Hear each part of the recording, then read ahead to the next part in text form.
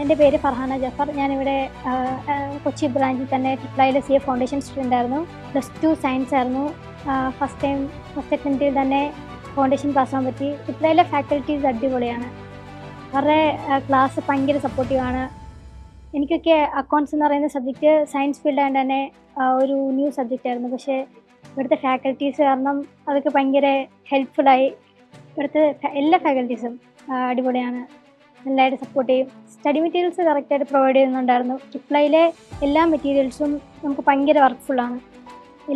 പ്രത്യേകിച്ച് അക്കൗണ്ട്സൊക്കെ ആണെങ്കിൽ എക്സാമിന് സെയിം പാറ്റേൺ ക്വസ്റ്റ്യൻസ് ഒക്കെ കാണാൻ പറ്റും. ട്രിപ്ലൈ ക്യാമ്പസ് നല്ല അറ്റ്മോസ്ഫിയറാണ്, പഠിക്കാനൊക്കെ നല്ല സപ്പോർട്ടീവാണ്.